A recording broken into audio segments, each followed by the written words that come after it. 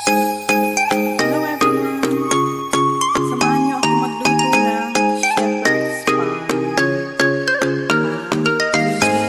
Beans, onion, garlic,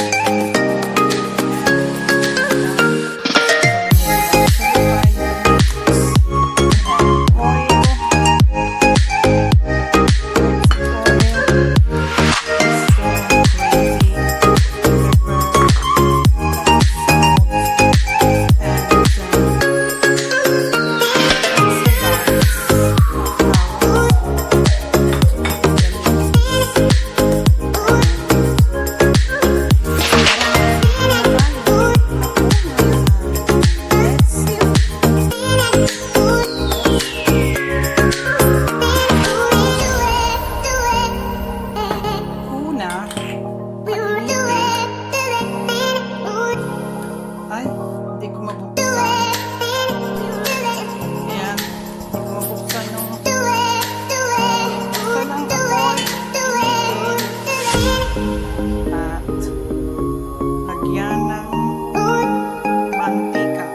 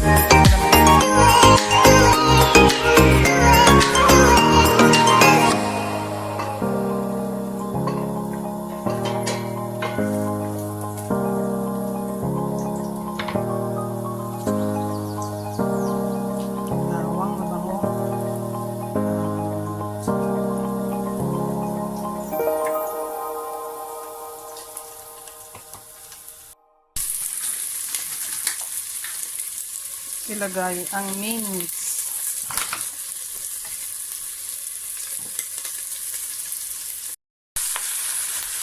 Yan. Ilagay ang karne ng baka na mince. Tapos, halo-haloin.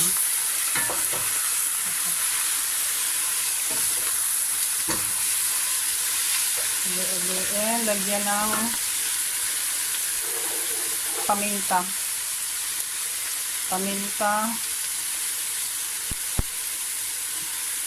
salt, asin.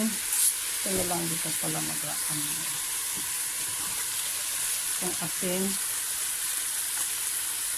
Ayan, asin.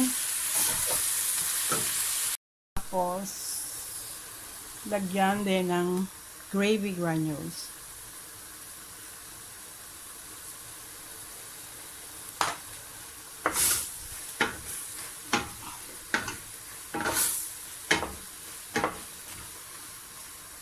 Yan. Tapos, tubig.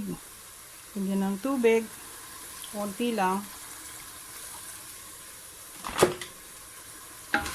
Yan. Tapos, lagyan ng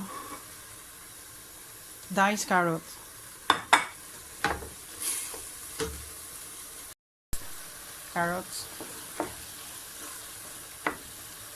Tapos yan, naglagay ako ng isang kaserola, papakulo tubig at ilalagay natin papakuluan natin to carrots, broccoli, and potato for mash later on.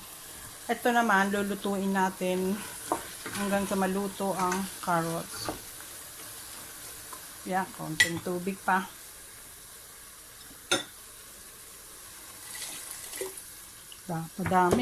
Padami. Ibalo na. Ito ang tinatawag na home cooking. So, lalagyan to ng asin para see you later. Continue. Ayan, kumukulo na ang ating mince at haluin lang natin Naantay lang natin maluto ang karne at itong carrots. Masarap na siya. Yan.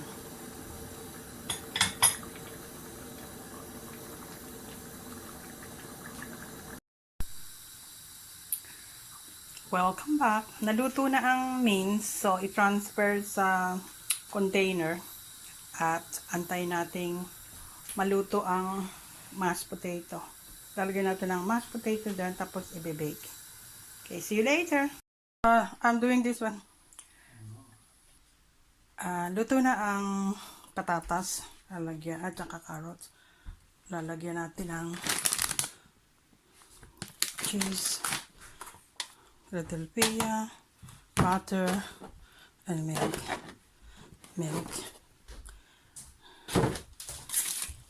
And then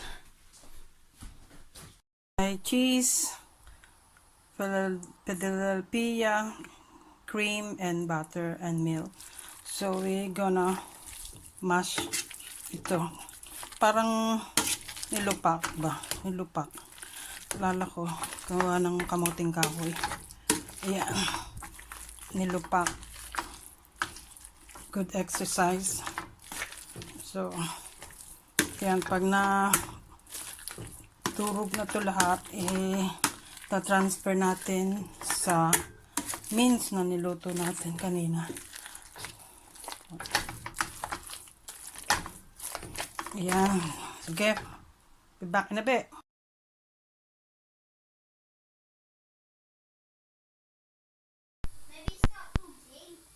This is the shepherd's pie done already and ready for tea.